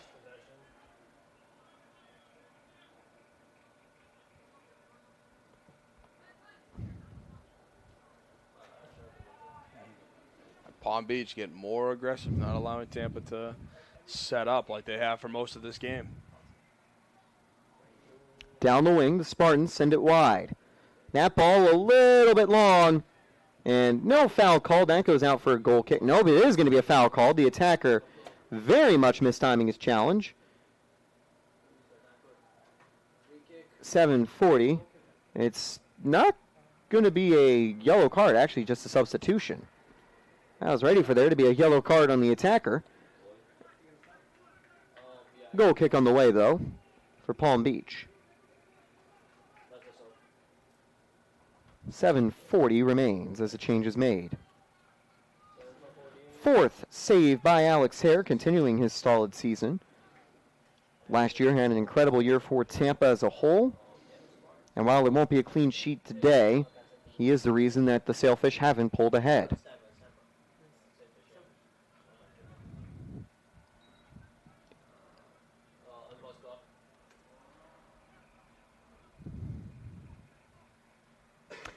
Rodrigo Lopez, Gregor Garu gets the assist for the Spartans goal a while back. That adds to his points tally on the year. Garu's 2nd assist. Spartans lose the ball. Sailfish going to pick it up by the midfield. Bad pass by Luigi there. Or Lucci. Fight for the ball by the sideline. Foul on the play on the Sailfish. Tampa can reset with possession. There we go. 83rd minute begins. Closing days of this game, all tied up at Pepin Stadium, 1-1. The late equalizer in the 78th put the Sailfish on level terms with the Spartans.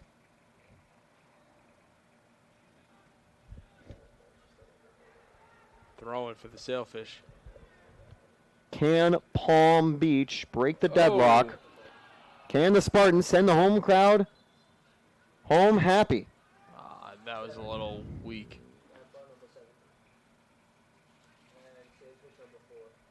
Here come the Sailfish attacking down the right-hand side. Playing to the middle of the park. Short passing played out wide. Looking for some space. Clement. All the way across. That's going to go behind. Make it a corner kick for the Sailfish as they keep the pressure on the Spartans. Not ideal right there. Tampa's defended a lot of these corners well. Palm Beach have had 6 compared to Tampa's 1. This will be the 7th. The fact that he played that ball and kicked it out of the back of the end line there, I didn't think he needed to. It looked like no one else was around him. He could have just let that ball lie.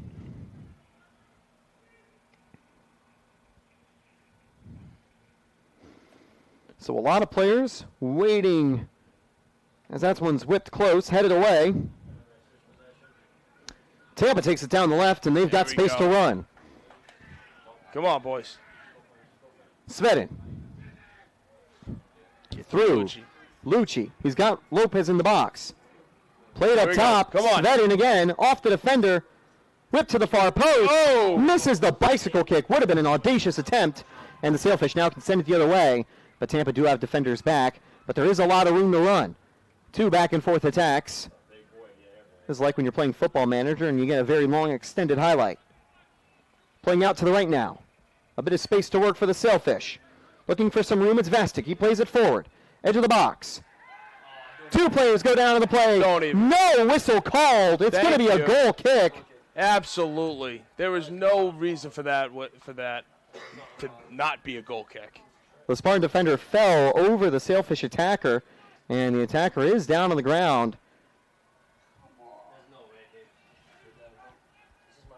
And it wasn't, I do agree that I don't think it should have been a penalty or a foul close to the edge of the box. No. Because when you're looking at a spot like that, the foul comes when you're intentionally knocking the player over. Tamar was just trying to get in front of the ball, and he lost his balance, causing a collision. That would have been, now if it was outside the box by the corner, yeah, maybe you call the foul on that because, you know, he kind of did interrupt the attacker, but he kind of fell rather than intentionally taking him down. Well, especially if you're in or near the box, like it needs to be blatant for that to be a call, because then you're going to set up a nice penalty kick. This late in the game as well. Could have been a crazy call. Palm Beach players were not happy with the ruling. Now the ball's going to be won back by the Sailfish if they try to take it the other way. They'll be looking to continue on the counter. Like I theorized, a lot of the game has been played in the final thirds for both teams, away from the midfields as they try to bring it up quickly and bring it down quickly. Throwing for the Spartans. And we're just under the 4-minute mark. Again, no extra time in the regular season, so once we hit 0, the clock will be at 0. As of now, both teams would share a point. Sailfish might be able to change that. Oh. Curtis can't make the tackle. There will be a foul called, however. I think Curtis is going to get a yellow card. He missed the challenge, and he was holding on to the attacker afterwards. A very obvious yellow card call on Curtis with 3:40 to go. Free kick for the Sailfish. Yeah, absolutely. That was a good challenge by Curtis. I mean, he was done had he not grabbed the Sailfish attacker there. So that was similar to the Roth tactical foul earlier. exactly. Tampa wasn't able to convert when they were on the receiving end of this free kick. Let's see what the Sailfish can do as they try to take it to the box. They've been dangerous off these set pieces all day today, and they'd love to find a heartbreaker for the Spartans.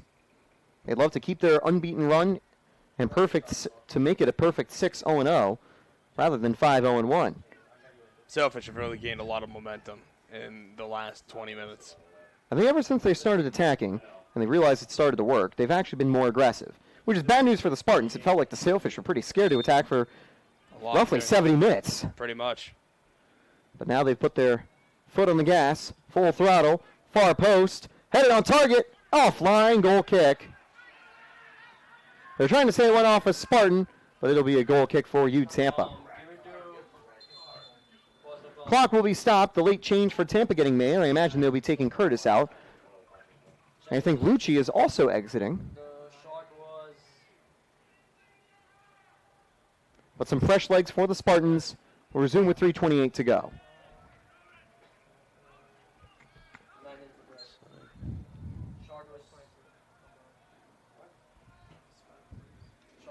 I believe Fosfold also on the receiving end of a yellow card recently. Saw that via live stats.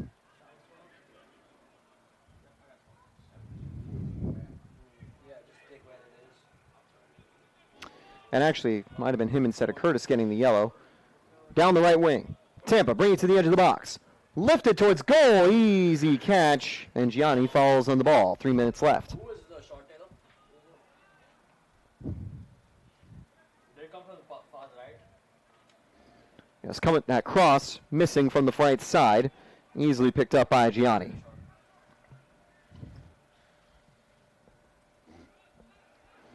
Sent down the left side. Tampa knocks that back to the midfield, but the Sailfish stay on the ball. Tampa now winning it back. This one played over to Vigo Svedin. Tampa have some players forward. Guru back into the game for you, Tampa. Here come the Spartans. And now we see the low block back in play from the Sailfish. Guru out wide. Oh, Guru breaks ankles, Nice. cutting across. Plays to the middle. Guru from come on. distance, offline. What a shot from Gregor Guru. 2 minutes remain. But Tampa is going to get a corner kick here. They're going to say it deflected. I do not know how, because I thought that shot did not go anywhere near a Sailfish player. And I do not think it was parried over the bar by Giovanni. If Giovanni parried it, it would have, or not parried it, it would have gone off a fingertip. Oh, it's a corner. Because that was out of reach of Giovanni. I think a defender might have just put enough pressure for a Spartan corner. And with about 90 seconds to play, here comes U Tampa, one of their last big opportunities of the game. 1:33, they actually stopped the clock. I don't know why, but a little more of a shuffle. Whistle goes, and once the kick is made, the clock will resume.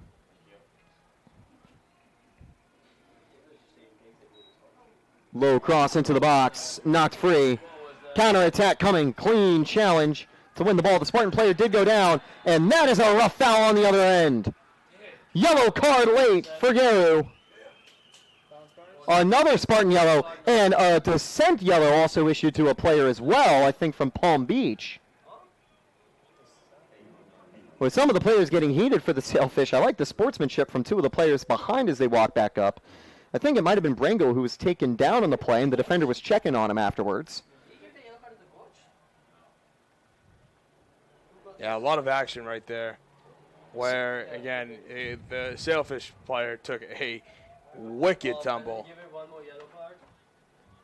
So, 5 for.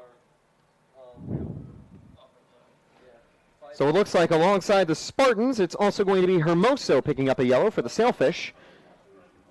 Obviously, the Sailfish have been very vocal about some of their arguing of the calls. And you know what Bruce Wozniak likes to say? You can't fight City Hall. So that would be a yellow card for dissent, alongside the very obvious yellow card on Gregor Garu for an egregious foul. Tampa's lucky that none of the players that have had yellow cards have been picking up those fouls. Otherwise, they would be down a man. I think that's the 5th yellow card on the Spartans today. Not the world's greatest in terms of discipline. It also might lead to some mid-season suspensions if they rack up too many. But for now, it'll be sent long by Giovanni. Only 1:25 to go. Sailfish got one of their final good chances here. But honestly, it feels like we could fit 5 minutes of soccer within these final 80 seconds. Garu fighting for the ball. Wins it back. Keeps it away from 3 defenders. Here's a long ball forwards. No Spartan seems to be ready for it as that one's hit to the midfield. Nice little flip as Tampa gets a header on it. Another header. 3 in a row. And the header volley's end as that touch goes to the sideline. Rodrigo Lopez just misses the challenge there. Free kick on the way. No card on Lopez. It wasn't too egregious. And another free kick, a minute to win it. Sailfish send Giovanni up. These are the dying moments of the game, and they will get one of the biggest plays right here. Gianni, 1 save today, 1 goal allowed. Sends this one all the way to the left-hand side. He's going to have to run all the way back to the goals. Tampa might win this loose ball. Sailfish attacker gets to it. There's under 20 seconds to go now. Garu running out wide for the ball. Nice. Makes a very clean challenge. He does get the final touch, though, so the Sailfish will get the final attacking chance. 10 seconds left. They'll hurry up with the throw. Clement sends it forward. Headed up. Loose ball. Garu fighting for it. And with no time for a final shot, the Sailfish and Spartans fight to a hard-fought draw after 90 minutes of play. Man, that was a tough game. Something where it looked like this was Tampa's game to win. They had the lead. They finally got that goal and broke through at the 78th minute. It wasn't until that moment where all of a sudden Palm Beach just awoke and finally started putting the pressure on the Spartans to the point where they not only equalized it, but they threatened constantly even after that equalizer. So yeah, Palm Beach really turned on the Jets late game. You got to give them credit because they turned what looked to be a sure deficit into almost finding the winner. But Hare, standing tall, made some huge saves, and while he doesn't get a clean sheet, he does hold on for the win as he also exchanges handshakes. You know, things got heated at the end of the game between both teams, but I like that. Once the final whistle goes, you know, friendly handshakes across the board. And I think they both can kind of reminisce on a hard-fought physical game. Both teams left it all on the field. And you know what? As things stand, these two teams could end up at the top of the Sunshine State Conference table. Maybe we got to book a November matchup for the postseason between these two teams. Yeah, without a doubt. They're a scary team. And, I mean, if they play for a full 90 minutes like they did in that final 15, final 20, I mean, that's a scary team they have over at Palm Beach. So Tampa will stay at a 5-win record with 15 points on the season. They'll pick up their 4th conference standing point as they move to 1-0-1 in conference play. Same for the Sailfish. They now fall to 5-0-1 on the season, picking up their first draw, their first game where they don't end up on top with a win.